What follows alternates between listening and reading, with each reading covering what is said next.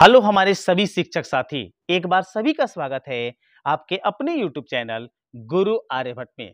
या तो आप बिहार में शिक्षक के पद पर विद्यमान होंगे या शिक्षक बनने का सपना देख रहे होंगे। उसी शिक्षक के पद को बरकरार रखने के लिए या अपने सपने को साकार करने के लिए गुरु आर्यभट्ट आप सभी लोग के लिए क्या है क्लास 6 के चैप्टर 1 का MCQ क्वेश्चन। और ये जो MCQ क्वेश्चन है ये तैयार किया गया है क्या, कब, कहां और कैसे चैप्टर से। ये चैप्टर से ऐसे ऐसे क्वेश्चन हम आपके सामने लेके आए हैं जो आपके एग्जामिनेशन में सीधे पूछे जाएंगे। साथ ही साथ हम आपको बता दें कि MCQ क्वेश्चन करवाने से पहले हम आपको करवाने वाले हैं वन लाइनर क्वेश्चन, और वन लाइनर क्वेश्चन करवाने के बाद उसमें जो आपके क्वेश्चन बनेंगे उसी से हम तैयार किए हैं आपके लिए MCQ क्वेश्चन। साथ ही साथ हम सभी साथियों को बता दें कि इस चैनल पर 6 से लेकर 12 तक सभी विषय अर्थात ज्योग्राफी, हिस्ट्री, पॉलिटी और इकोनॉमिक्स ये 4 चैप्टर के अभी वर्तमान समय में वीडियो अपलोड किए जा रहे हैं। जैसे ही आपका कोई डिमांड होता है वैसे हम इस पर आपके लिए स्पेशल वीडियो बना देंगे। ताकि सबसे पहले इस चैप्टर से हम सबसे पहला वन लाइनर क्वेश्चन देखते हैं और दिखाते हैं ये क्वेश्चन कैसा होगा और आप इसका जवाब क्या होगा। पहला क्वेश्चन आपकी स्क्रीन पर है। अगर आप इसका जवाब जानते होंगे तो आप इसे बताने का प्रयास कीजिएगा। पहला क्वेश्चन है मेरे प्यारे साथियों, प्रश्न है कि कई लाख साल पहले भारत में किस नदी के तट पर लोगों के रहने के प्रमाण मिले हैं। तो लोगों को तट पर रहने का प्रमाण मिला है वो है नर्मदा नदी के तट पर। मतलब पहले क्वेश्चन का जवाब मेरे साथियों हो जाएगा नर्मदा नदी के तट पर। दूसरा प्रश्न मेरे साथियों देखिए, मानव ने 8000 वर्ष पूर्व सबसे पहले किन फसलों का उत्पादन शुरू किया। तो मानव 8000 वर्ष पहले जो फसल उपजाने के लिए सीखा था वो सीखा था गेहूं और जौ। प्रश्न नंबर 3 को देखिए। प्रश्न नंबर 3 है कि विंध्य पहाड़ियों के उत्तर में किस फसल का उत्पादन किया जाता है। आपको इस प्रश्न में यह बताना है। तो इसका सही जवाब होगा मेरे प्यारे साथियों वो हो जाएगा चावल। अगर आप चाहते हैं तो स्क्रीनशॉट ले सकते हैं। यह क्वेश्चन आपके लिए काफी ज्यादा महत्वपूर्ण है। इसी क्वेश्चनों को हम एक MCQ क्वेश्चन के रूप में आपके सामने तुरंत रखने वाले हैं।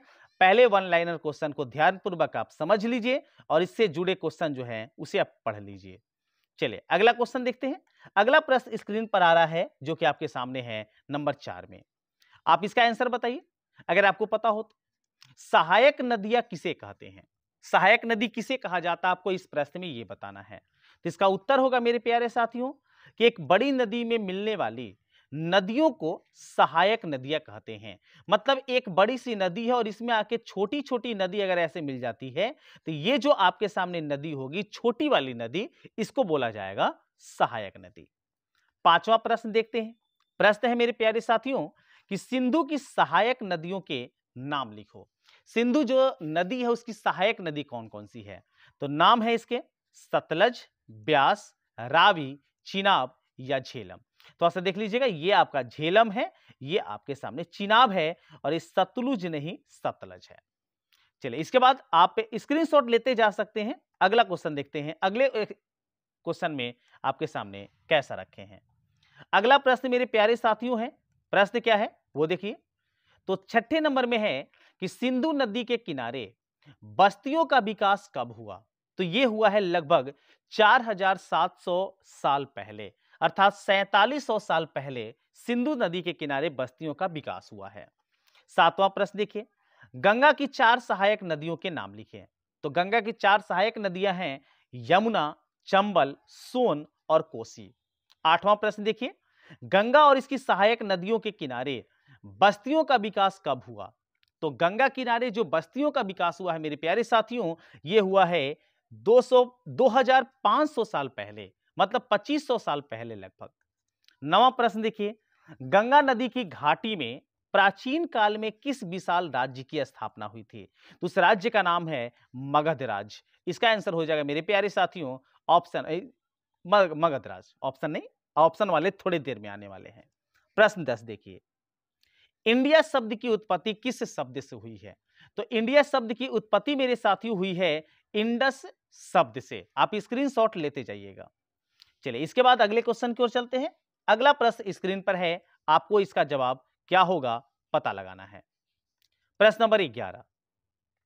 तो प्रश्न मेरे प्यारे साथियों, आपको बताना है कि इंडस को संस्कृत में किस नाम से जाना जाता है। तो इसका सही जवाब होगा सिंधु नाम से। 12 को देखिए, भरत शब्द का प्रयोग किस लिए किया जाता था। इसका सही जवाब हो जाएगा भरत शब्द का प्रयोग उत्तर पश्चिम में रहने वाले लोगों के एक समूह के लिए किया जाता था। मतलब उत्तर पश्चिम में जो लोग रहते थे एक सामूहिक रूप से उसको भरत कह के बुलाया जाता था। 13 प्रश्न देखिए, पांडुलिपि किसे कहते हैं। पांडुलिपि किसे कहते हैं, ये काफी ज्यादा क्वेश्चन अच्छा है और हो सकता है ये आपके एग्जामिनेशन में पूछा जा सके, इसलिए इस वाले पॉइंट को हम डबल स्टार देंगे। उत्तर क्या होगा इसका, हाथ से लिखी गई पुस्तकों को पांडुलिपि कहते हैं। काफी अच्छा क्वेश्चन है, आप इसको ध्यान रखिएगा। अगला प्रश्न देख लीजिए 14 नंबर में, पांडुलिपियां किस पर लिखी जाती थी। तो इसका सही जवाब होगा ताड़पत्रों या फिर भोजपत्रों पर। तो इस तरीके से कुछ हम वन लाइनर क्वेश्चन आपको बता दिए। ये कैसा वन लाइनर क्वेश्चन लगा कमेंट में जरूर रिप्लाई कीजिएगा। अब इसी क्वेश्चन के आधार पर हम एमसीक्यू तैयार करने का प्रयास किए हैं। तो आइए दिखाते हैं कि आज का मेरा पहला एमसीक्यू क्या है। ये रहा आपके स्क्रीन पर। पहला क्वेश्चन आपके स्क्रीन पर है मेरे प्यारे साथियों, आपको अगर इसका जवाब पता होगा तो बताइएगा। प्रश्न है कि प्राचीन काल में लोग किस भाषा का प्रयोग करते थे। ऑप्शन हम आपको 4 दिए हैं, पाली, अरबी, संस्कृत या फिर प्राकृत। तो प्राचीन काल में मतलब बहुत पुराने काल में लगभग 8000 वर्ष पहले लोग प्राकृत भाषा का प्रयोग करते थे। तो मेरे प्यारे साथियों इसका सही जवाब होगा ऑप्शन नंबर डी। प्राकृत के खत्म होने के बाद उसके बाद संस्कृत भाषा का प्रयोग किया जाता था। ये बुक से क्वेश्चन है, यह ध्यान रखेंगे। ये जो क्वेश्चन हम आपको बता रहे हैं ये सारे बुक से बनाए गए क्वेश्चन हैं। काफी मेहनत करके इस क्वेश्चनों को आपके लिए तैयार किया गया है। अगला प्रश्न देखिए, वर्ष की गणना किसकी जन्म तिथि से की जाती है। जो आप लोग जानते हैं कि आज 2023 हो चुका है, तो 2023 ईस्वी, ये ईस्वी किसकी जन्म से प्रारंभ हुआ है। ऑप्शन यहां 4 मिलेंगे। तो मेरे प्यारे साथियों इसका सही जवाब होगा ईसा मसीह, अर्थात इस प्रश्न का सही जवाब हो जाएगा ऑप्शन नंबर डी। कैसा क्वेश्चन है ये भी आप कमेंट में जरूर बताइएगा।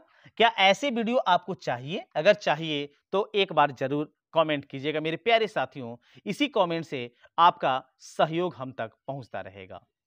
देखिए अगला क्वेश्चन, सिंधु की सहायक नदी या नदियां कौन सी है। अभी थोड़ा देर पहले वन लाइनर में हम आपके सामने क्वेश्चन लाए थे कि सिंधु की सहायक नदियां कौन सी है। ऑप्शन मेरे प्यारे साथियों हैं, पहला है ब्यास, दूसरा है सतलज, तीसरा है रावी और चौथा मेरे प्यारे बच्चों प्यारे साथियों है सभी।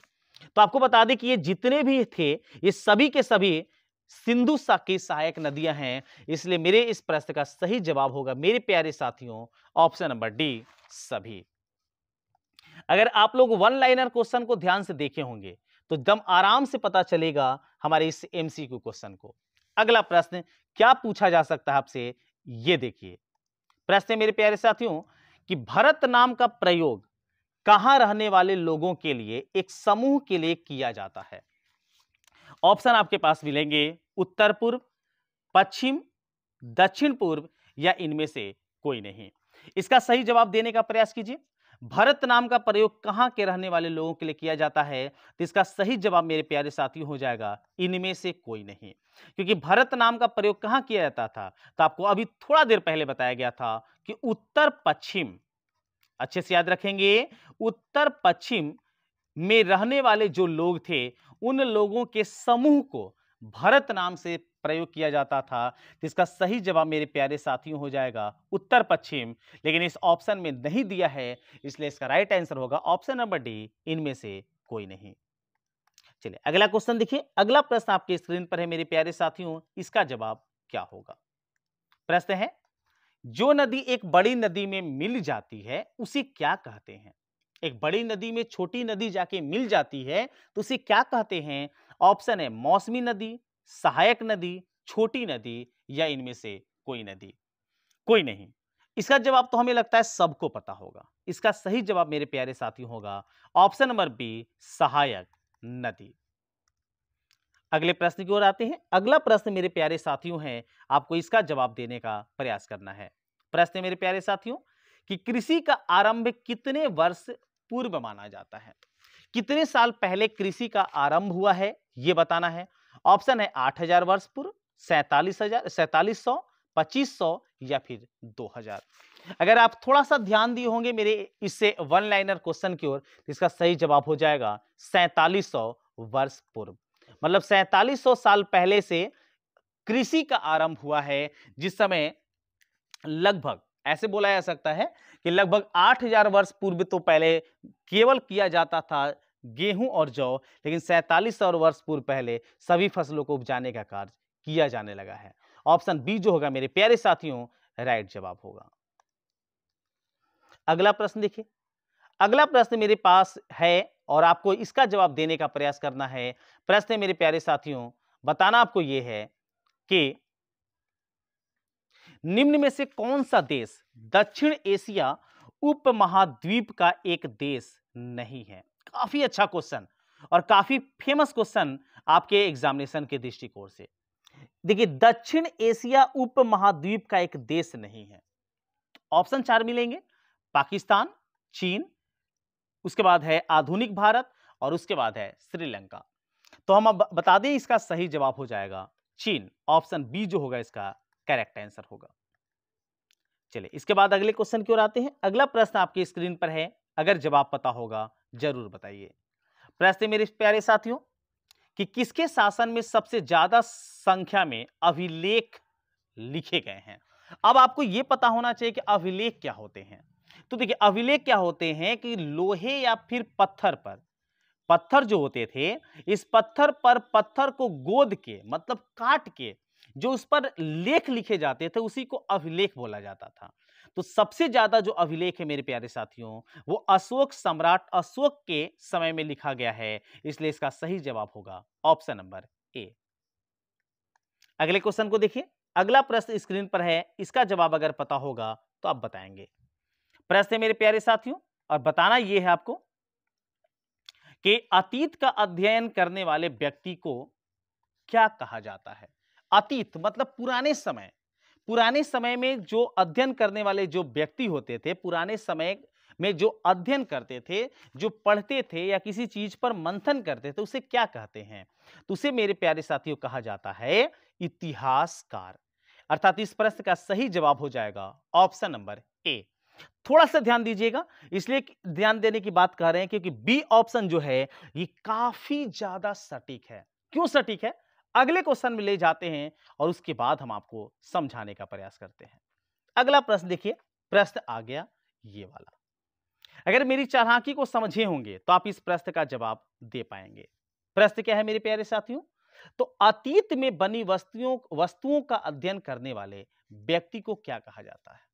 तो अतीत में बनी वस्तुओं का अध्ययन करने वाले को बोला जाता है पुरातत्वविद। अर्थात इस प्रश्न का मेरे प्यारे साथियों सही जवाब हो जाएगा ऑप्शन नंबर ए।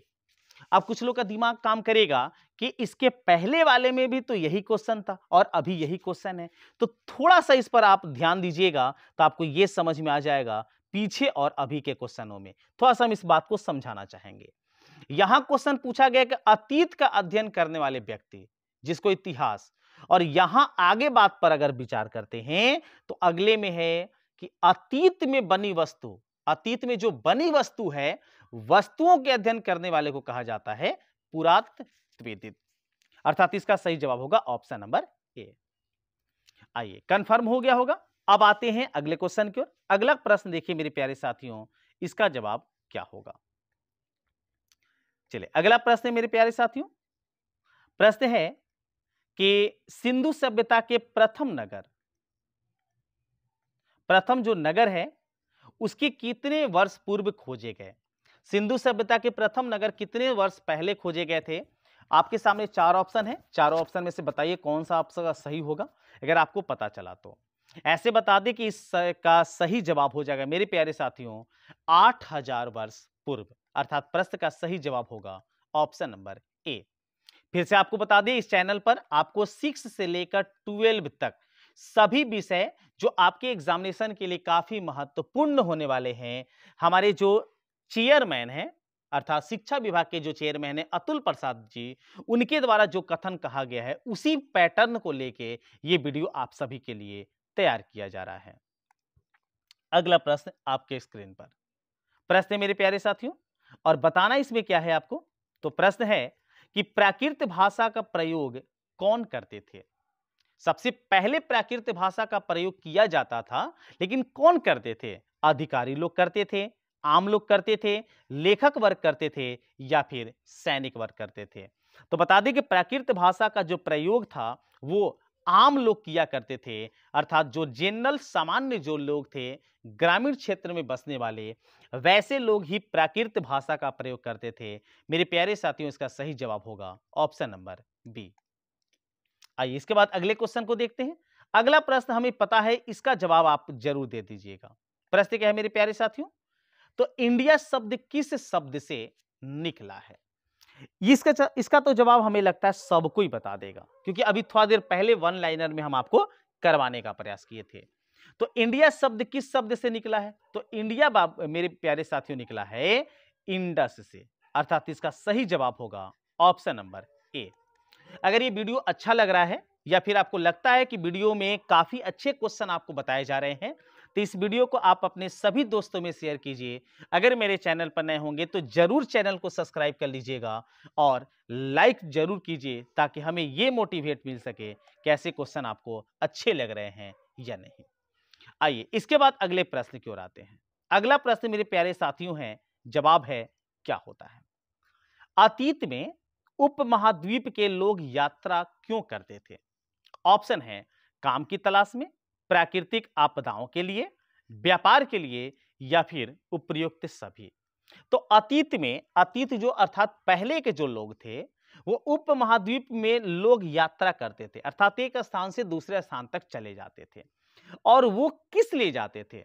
तो काम की तलाश में भी जाते थे, प्राकृतिक आपदाओं के कारण भी जाते थे। अगर एक जगह ज्यादा प्राकृतिक आपदा आ गया तो उस जगह को वो छोड़ के दूसरी जगह चले जाते थे, और कभी कभी व्यापार के लिए भी जाते थे। इसलिए इस प्रश्न का मेरे प्यारे साथियों सही जवाब होगा ऑप्शन नंबर डी। आइए इसके बाद अगले क्वेश्चन की ओर आते हैं। अगला प्रश्न मेरे प्यारे साथियों है, जवाब अगर पता हो जरूर बताइए। प्रश्न है कि पांडुलिपियां किस पेड़ की छाल से बनाई जाती थी? तो पांडुलिपियां बनाई जाती थी, वो बनाई जाती थी भूर्ज, एक पेड़ होता है भूर्ज, जो अतीत में इस किताब में यह स्पष्ट किया गया है कि भूर्ज नामक एक पेड़ होता था पहले, और उसी की छाल से पांडुलिपियां बनाई जाती थी। अभी थोड़ा देर पहले जाने थे हम लोग कि पांडुलिपियां क्या होती है। तो पांडुलिपियां उसको कहते हैं जो भोजपत्र पर लिखी गई वाक्य या शब्द होते हैं। तो वो किस पेड़ की छाल से बनाई जाती है? तो भुर्ज से, अर्थात option C is right answer. आइए अगले क्वेश्चन की ओर आते हैं। अगला प्रश्न बताइए, इसका जवाब क्या होगा? अगर आपको पता होगा जरूर बताइए। प्रश्न है मेरे प्यारे साथियों कि अतीत में आखेट का क्या अर्थ है? इस किताब में बहुत अच्छे अच्छे क्वेश्चन बने, और उम्मीद करते हैं आपको पता तो होगा। क्वेश्चन अगर देख रहे हैं वीडियो तो जरूर समझ में आ रहा होगा। काफी अच्छे प्रश्न हम आपके लिए बनाने का प्रयास किए हैं। अतीत में आकेट का क्या अर्थ होता है? शिकार, शिकारी, कृषक, या पुरातत्वविद? तो इसका सही जवाब बता दें कि अतीत में आखेट का अर्थ होता है शिकार। ऑप्शन ए जो होगा सही जवाब होगा। आइए अगले क्वेश्चन पर आते हैं। अगला प्रश्न आपके सामने है, अगर जवाब पता हो तो मेरे साथियों जरूर बताइए। ईसाई धर्म के प्रवर्तक कौन थे? काफी अच्छा क्वेश्चन है, और हमें लगता है ये सामान्य रूल लोग भी जानते होंगे इस प्रश्न का आंसर। ऑप्शन है महात्मा बुद्ध, संत वैलेंटाइन, संत वीनक डिक्स, या फिर ईसा मसीह। तो इसका सही जवाब होगा, आपको कंफर्म पता है, ऑप्शन नंबर डी। ईसाई धर्म के प्रवर्तक माने जाते हैं ईसा मसीह।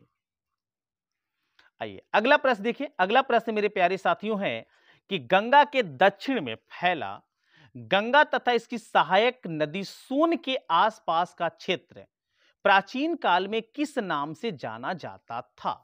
देखिए कितने अच्छे क्वेश्चन बनाने का हम प्रयास किए हैं। अभी वन लाइनर में आपको ये क्वेश्चन भी बताने का प्रयास किए थे। तो गंगा दक्षिण में फैली जो गंगा की सहायक नदी सोन है, या सोन के आसपास भी सहायक नदियां हैं, उसके किनारे रहने वाले प्राचीन काल में किस नाम से जाने जाते थे? तो उनको नाम दिया गया था मगध। अर्थात इसका सही जवाब होगा ऑप्शन नंबर बी। चलिए, तो उम्मीद करते हैं ये वीडियो काफी ज्यादा आप लोग के लिए अच्छा रहा होगा।